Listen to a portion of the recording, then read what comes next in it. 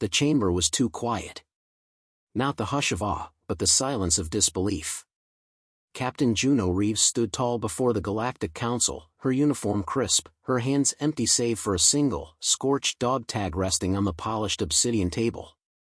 It was all that remained of Commander Elias Reeves, her brother. "I'm not here to beg," she said calmly. "Earth declares war."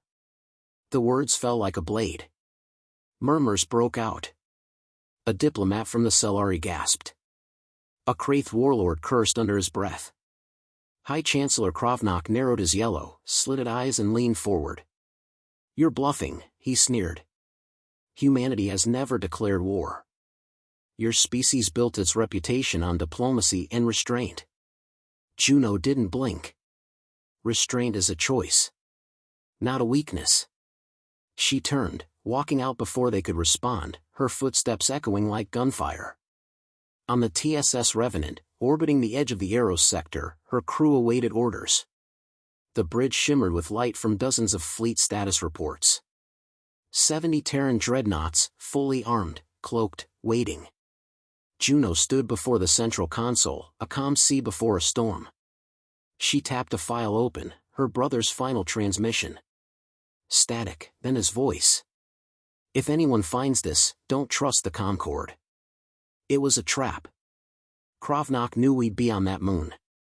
They opened fire without warning. We're not getting out. Tell Juno."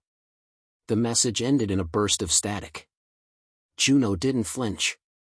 She closed the file and faced her officers. "They thought we'd roll over. That we'd hold another summit, file another grievance." A low hum rippled across the room. Officers stood straighter. Weapons specialists checked their stations. She stepped closer to the command podium. "This isn't retaliation. It's recognition.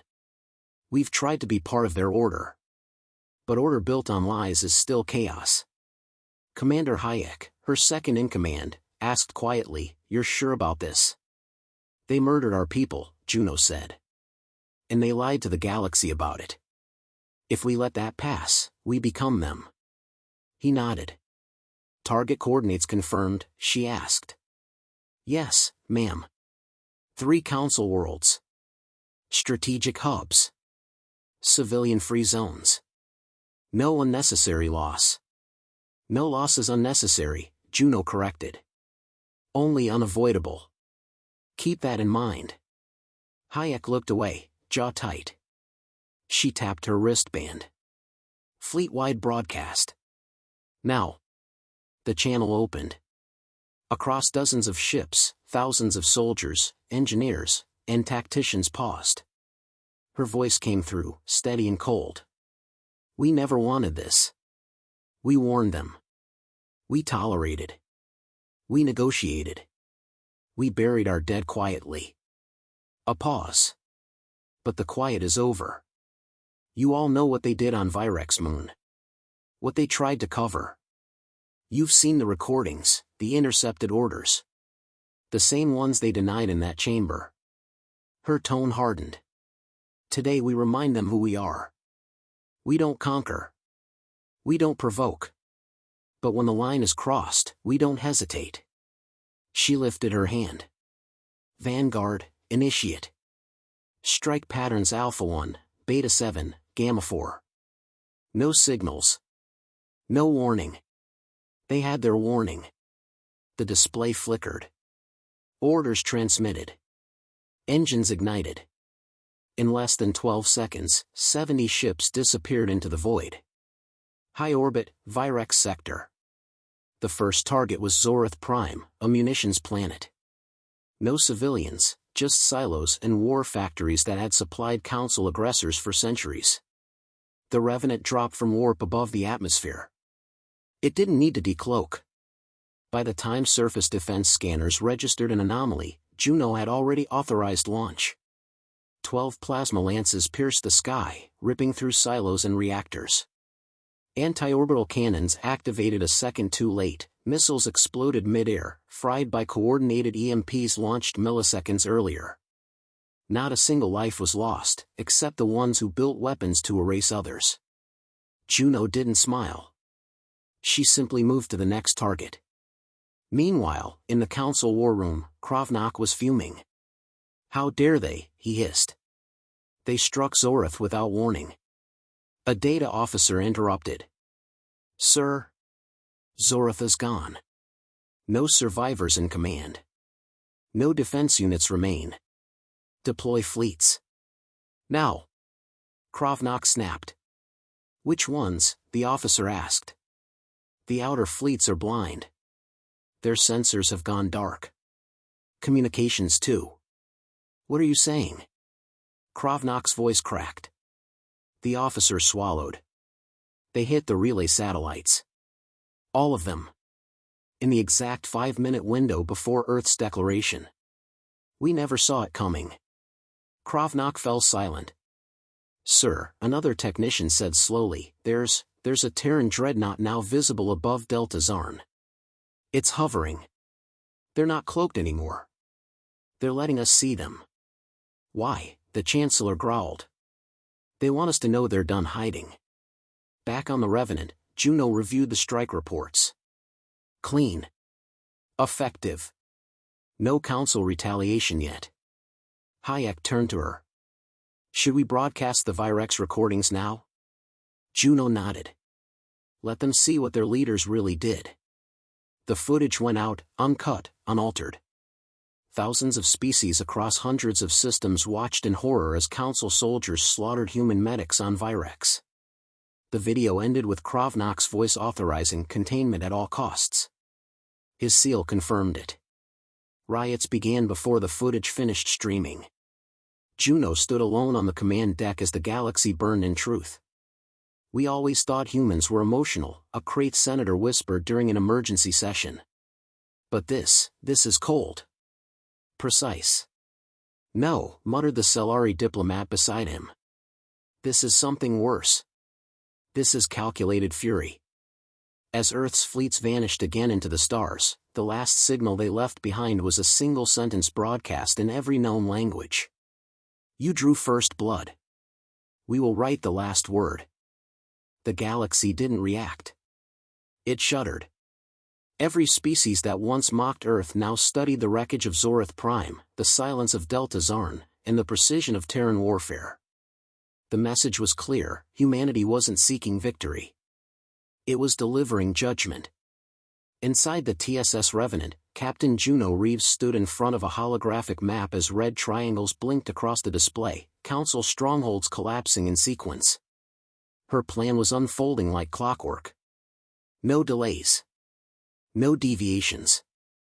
They're scrambling fleets, said Commander Hayek. But disorganized. Scattered. Their sectors are blind. They always believed size was strength, Juno replied. They never studied timing. A soft chime. Incoming transmission, from the captured Zerthian cruiser. Patch it through, she ordered. The hologram shifted, revealing a restrained alien commander, blood trickling from the side of his face. Zerthian physiology ran warm, rage came naturally to them. This one looked terrified. You won't get far, he spat. This alliance will stand. Others will come. They'll come because of what your council did, Juno said. Because they saw the truth. The Zerthian's eyes flicked. He didn't deny it. She leaned forward. We're not here to dominate. We're here to expose. And you are going to help. Within an hour, the Zerthian flagship's databanks were cracked open. Encrypted logs flooded Terran systems, dispatches, surveillance, classified orders. Hayek read through one, jaw tightening. This wasn't just about Virex Moon. They've done this before. Juno stepped beside him. How many? He exhaled slowly. At least 9 species. Systematic extermination under the guise of peacekeeping. Covered up. Sanitized. A young officer turned from her station. These were council orders, ma'am. Krovnak's own seal. These aren't rogue actors. This was planned. Juno's eyes narrowed. Send it out. Everything. All files.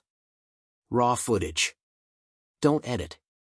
Let the galaxy see who they're trusting. The moment the files went live, the Concorde fractured. On Rutha Prime, Solari protesters stormed their local consulate, setting fire to the council flag. On Crate Station, half the planetary militia resigned in protest. On Kondo 4, 3 council-aligned species pulled their ambassadors and offered Terran ships safe harbor. Juno didn't speak to the media. She didn't need to. The truth was loud enough. In the council chamber, Krovnak sat stone-faced.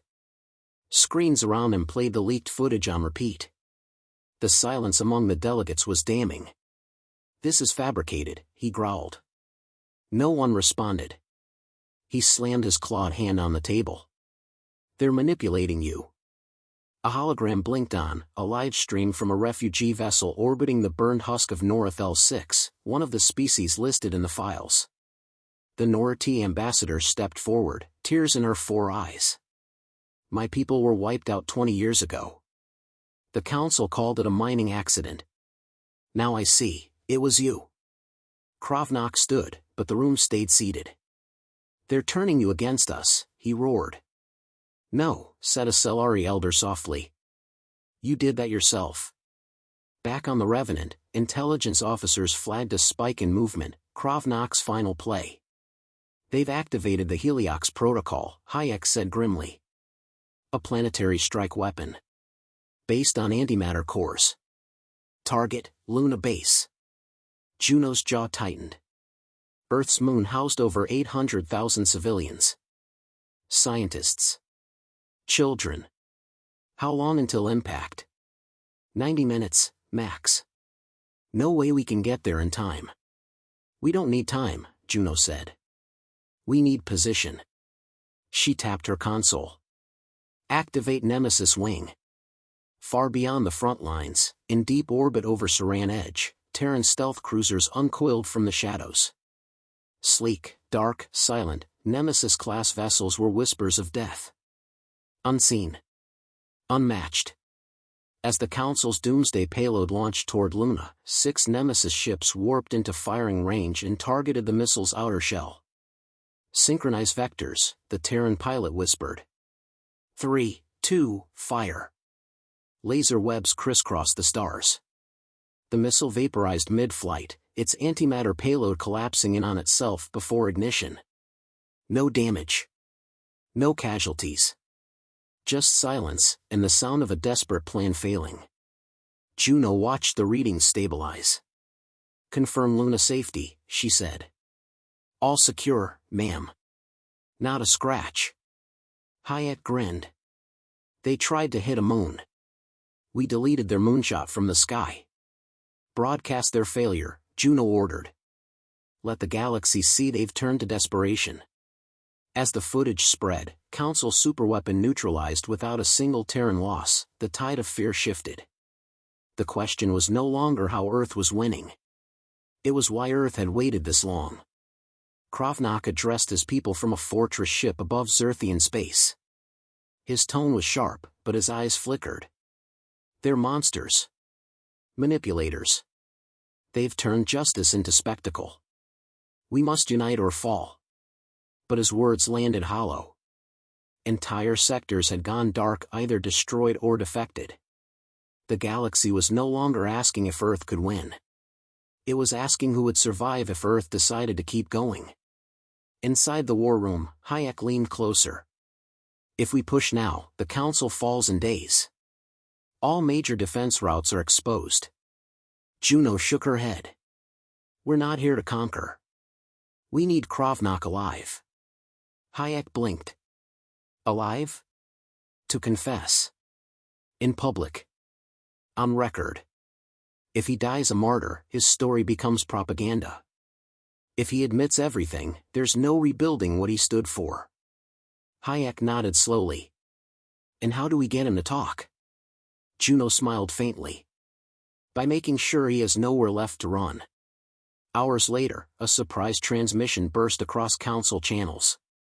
It was raw footage, Krovnak's own officers, discussing failed experiments, engineered crises, extermination protocols. All with his authorization. Juno's voice followed. We're not asking you to join us. We're not forming a new order. We just wanted you to see what truth looks like when it doesn't flinch. Then silence. Krovnak stared at the footage on loop in his chamber, breath shallow. His advisors were gone. His allies fled. His world, surrounded. And Earth wasn't demanding terms. It was giving him a chance to beg. Krovnak didn't surrender. He ran. Not to a bunker. Not to an ally. He fled to the one place no one would follow without a death wish, Karthan Abyss, a derelict war relic orbiting a black hole, cold, silent, full of failed council experiments. It was symbolic. Fitting. He'd built his empire on shadows. Now, he hid among them. But Juno Reeves had no interest in symbolism. She wanted closure. On board the TSS Revenant, the bridge was dimly lit. The screen displayed the abyss, pale light folding over itself, stars twisting into ribbons. The wreckage of forgotten fleets floated in silence, debris caught between inertia and gravity's hunger. Scans confirm his signal, Hayek reported. Defensive perimeters weak. He wasn't expecting pursuit this deep. Juno studied the readout. And his weapon systems? Decommissioned. Nothing left but his ego. She didn't respond immediately. Her thoughts were elsewhere, on Elias. On the voice that had cut off mid-transmission. On the years of restraint Earth had worn like armor. That armor was gone now. What remained was clarity. Send me in, she said. Hayek turned. Ma'am, this isn't a fleet mission. No. It's personal. Juno descended alone. Her pod slipped into the void, silent and black. As it passed the event horizon's edge, the stars vanished behind her. No backup. No audience. Just the dying heartbeat of an empire waiting for its architect to fall. The docking bay lights flickered as she entered the last known Council command ship. Rust coated the walls. Power sputtered like dying breath. Juno moved fast, every footstep echoing like a countdown. She found him in the central hall, still in uniform, still clinging to ceremony. You came alone, he said, amused. I only need one shot, Juno replied. Krovnak chuckled. You're here for vengeance? No, she said. I'm here for truth. He raised a hand, mockingly open. Then let's talk. They sat across from each other in a ruined command center. The windows showed the black hole's horizon, light bending unnaturally. Why, she asked, voice flat. You want philosophy, he sneered. I saw what your species could become. I watched the numbers, the innovation, the adaptability.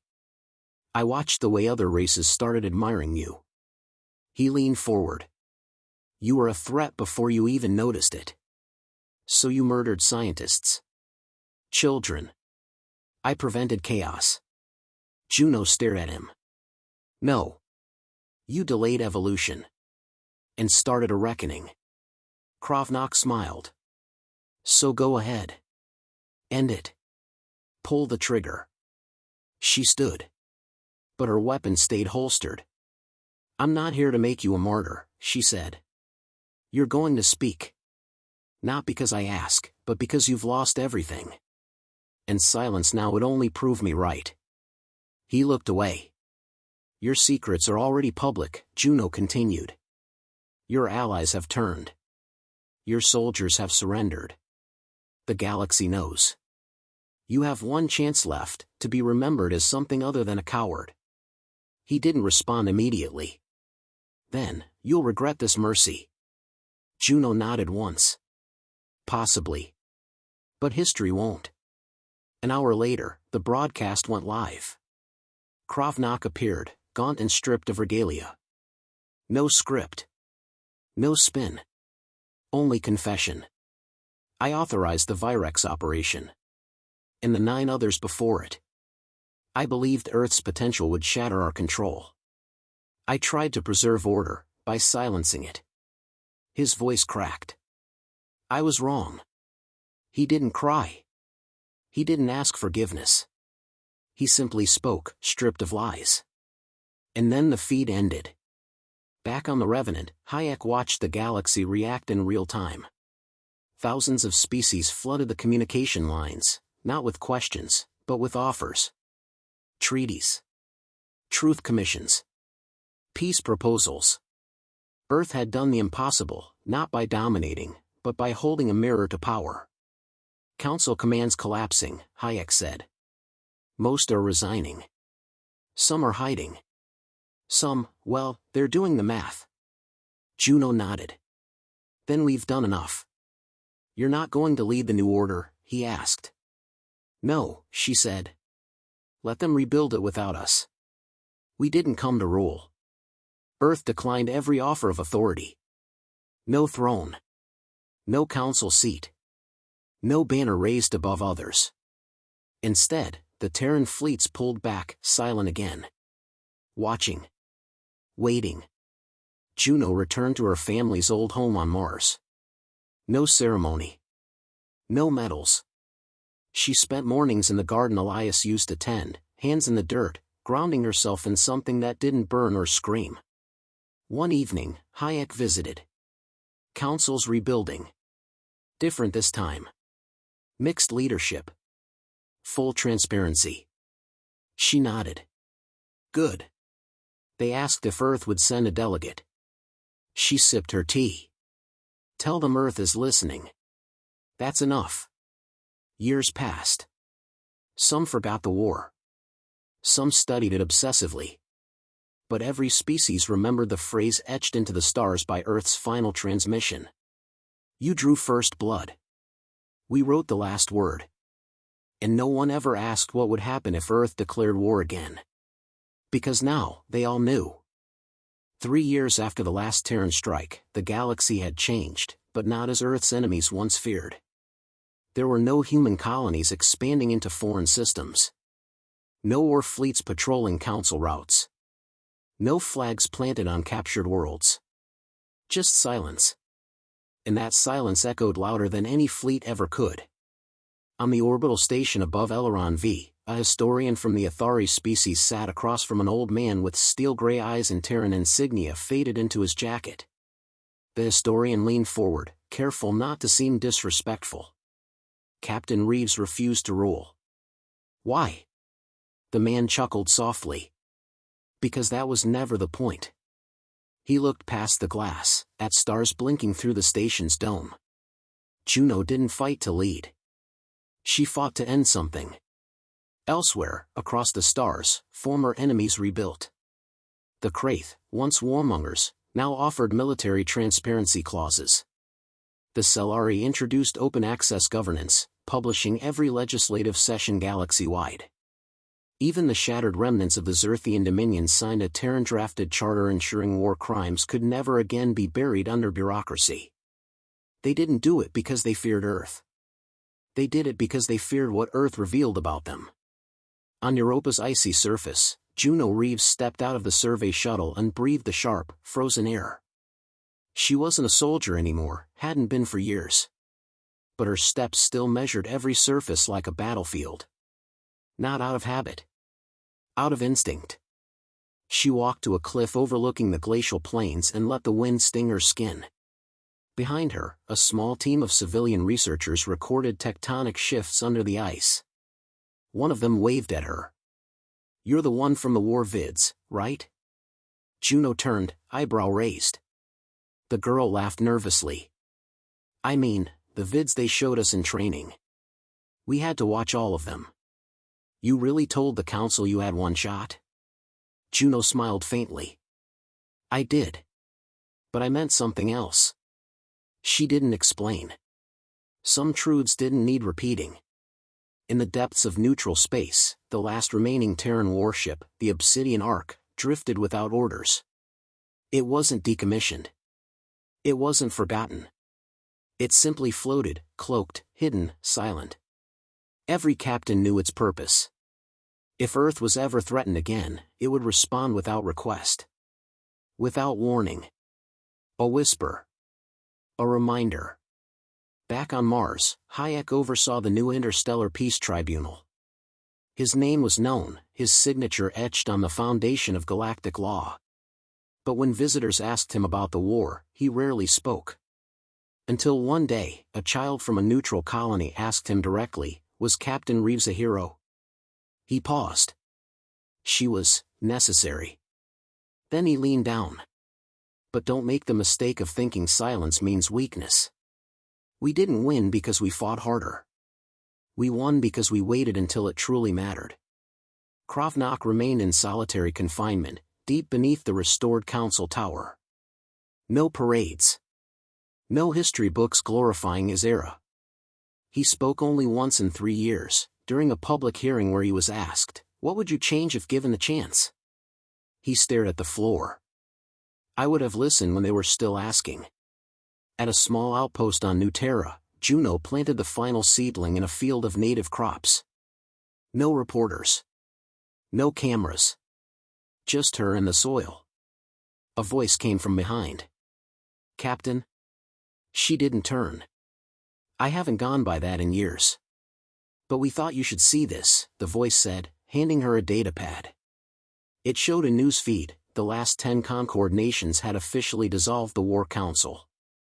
In its place, a shared decision-making alliance had formed, equal votes, rotating leadership, and open-source technology sharing.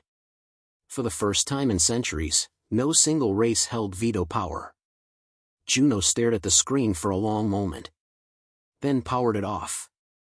"Good," she said simply. "About time." In the academy on Earth, cadets studied war ethics, but also restraint. Victory wasn't taught as an objective, but as a consequence. A final year lecture opened with the instructor asking, "What's more powerful, a weapon you use, or one you never have to?" No one answered right away. Because every cadet knew that silence could be lethal. One evening, on her porch beneath the Martian dusk, Juno sat alone. She wasn't remembering battles. She wasn't haunted by orders given or lives taken. She was thinking of Elias, his crooked smile, the way he used to hum when piloting, the questions he never got to ask. A wind rustled the dry red grass. She didn't cry. She just said, softly, "It's over." And meant it. The galaxy didn't fear Earth because of its weapons. It feared what Earth became when pushed too far, and how quietly it went back to sleep afterward. Because the only thing more terrifying than a human at war is a human who's finally made peace.